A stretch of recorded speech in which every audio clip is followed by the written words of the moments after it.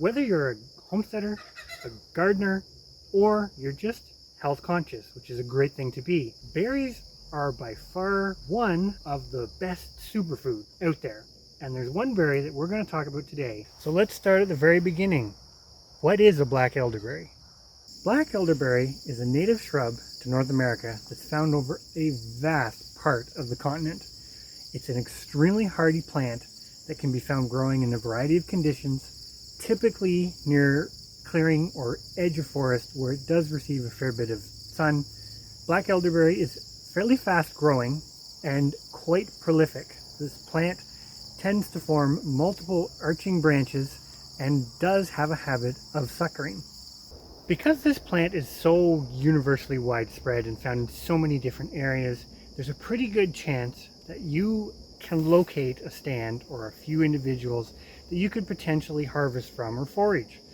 The downside to foraging this species is if you can't find a fairly sizable patch, you might have trouble beating the birds, because as healthy as these are for us, the birds also know that this is a really good sort of midsummer treat. Probably one of the most defining characteristics of the black elderberry plant is its dark purple or blackish looking berries. Harvesting black elderberries is very simple. You can cut the entire head off, but when they're pretty ripe like this one, it's pretty easy to just gently rub them off with your fingers and get them all. The berries, along with the flowers in the spring, are the most useful part of this plant from a human consumption perspective, and really the biggest reason to either forage for it yourself or grow it in your garden. If you're a gardener, one thing, at least that I think is really important, is to have plants in your garden that are not only pretty to look at, but also really useful. And in some cases, those plants can even be extremely healthy on some of the things that they can provide back. So having some close to home, if you can at all spare the space, is definitely something that we would recommend. And as you can see around us, it's something that we have done ourselves. These plants behind me are clones. This particular clone has been in this location for 3 summers. So it does not take a long time for a tiny clone to become a large productive bush. But how do you clone elderberry plants? Well, fortunately for a woody plant, this has got to be one of the easiest plants to clone. All we simply do is go out in late winter, typically end of February into March, before the plants have broke dormancy, and we take hardwood cuttings. And what we want to do is take cuttings where we get at least 2 nodes of buds, so that one of those nodes can be rooted and the other can go on to basically produce new growth above ground. But it's that easy. Now, not all your clones are going to survive, but this plant being so easy to clone, a few cuttings can amount to a lot. So it's definitely worth giving a try. And of course, if you can't find a wild stand that you could clone, there are cultivated varieties of black elderberry that are available. And to be honest with you, on a small scale, it's even advantageous to have a few cultivated plants, because if you take all your clones from the same plant, you may not get as good sort of fruit set and pollination as having very distantly related plants, which is typical of most fruit. So a big positive to this species is when you're planting it in your yard or around your home, kind of like blueberry plants, it's actually fairly ornamental and relatively pretty to have close to home. In the spring when they flower, they have these large white blooms that have a pretty nice fragrance to them. And they're fairly pretty when they've got the berries on them, but having them close to the house or close to where you can see them daily allows you to really pay attention to when they're ready. Certainly one thing to consider, because these plants are so fast growing and fairly arching, and they get quite a bit of berry growth on them, they do have this tendency, like this one here, to bend over and may benefit a little bit from staking depending on where you're planting them. Black elderberry is definitely a great addition to sort of food forest or food thicket plantings, and can definitely be versatile and easily mixed with other species such as currants, cherries, the list goes on. Like a lot of fruit, black elderberry doesn't necessarily all ripen at the same time. So another advantage to sort of cultivating and moving these closer to where you live is you can keep checking with relatively little sort of time investment. Because as you can see here, this cluster is still a little ways off from being harvested. If you're foraging for black elderberries, and particularly if you are looking to clone plants in the winter, be aware that there is a second species, and that's red elderberry, like this plant in front of me here.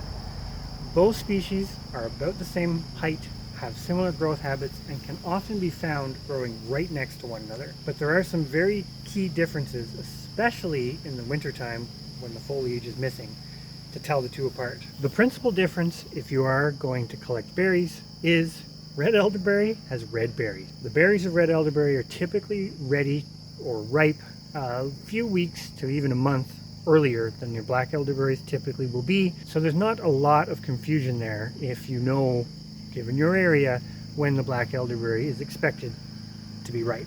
If you're looking to clone wild plants, the key difference is to look at the buds. Both black elderberry and red elderberry are opposite, meaning their leaves are directly opposite each other on the twig.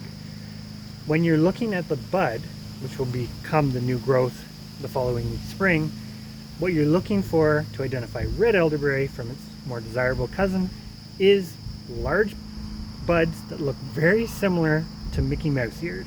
They will be unmistakable in comparison to black elderberry, which almost looks as if the plant is dead and lacking buds. So that's a lot of information on the black elderberry plant, how to identify it, where to find it, how to propagate it, and even a little bit on harvesting. But all that being said, why is this important? Why should you consider growing or foraging for black elderberries? Well, to be very blunt about it, this is a very healthy plant. Berries and the flowers both provide quite a few health benefits, which make it very worthwhile having this plant around. Black elderberry is very well known for helping to combat influenzas, some other respiratory sort of issues, colds, those sort of things. Like a lot of medicinal plants, the one thing to keep in mind is you need to sort of keep this in your system over time. So you kind of have to keep dosing with it in small bits. You can't just get to the point that you have the cold and expect it to clear it up. Typically, the best ways to use these berries are either dried in teas or made into syrup. That basically makes an easy way to administer, quite pleasant actually, in teas. And the flowers can be used in a very similar way. They can be dried and used in teas to sort of get those antioxidants into you. And not only that, it also preserves them a little longer. One thing that we do in particular is we tend to dry most of the berries, which is what we're going to do with today's harvest. And that allows us to either use them as teas or make syrup out of them at a future date. So like a lot of berries and a lot of fruit in particular, black elderberry is really high in antioxidants, in particular anthocyanins, which really come about because of the dark color of these berries, but also flavonols, which are a type of flavonoid. Interestingly, when it comes to the flavonoids, the flowers are actually have a higher concentration than the berries, but you're still going to get quite a bit of these beneficial antioxidants from the berries. So like a lot of other berries, essentially black elderberry is a superfood. The antioxidants are really good at helping fight things like inflammation, and it also may help with cardiovascular disease. The flavonols found in black elderberry have some scientific evidence to suggest that they may actually help with cognitive function. So that in itself is also a pretty important factor to consider. The other thing that's interesting about this plant is there has been studies shown that black elderberry can or may be able to help reduce blood sugar levels, which is really interesting. However, I will say that with some caution, because you may want to consult your doctor on that, because it is possible that this plant can lower it significantly enough that if you are on medications already, it may cause some negative side effects. So it really ends up being a bit more of a preventative if you're sort of pre-diabetic, etc. But use at your own discretion. Well, before we lose our daylight, it's getting to the end of the day here, we're going to harvest the rest of these elderberries that are ripe. As you can see, we did pretty good, and I think hopefully in this video it shows that this is a plant we think has a lot of promise on the homestead. It's very simple for a perennial, and it's very productive. So hopefully you give elderberry a try.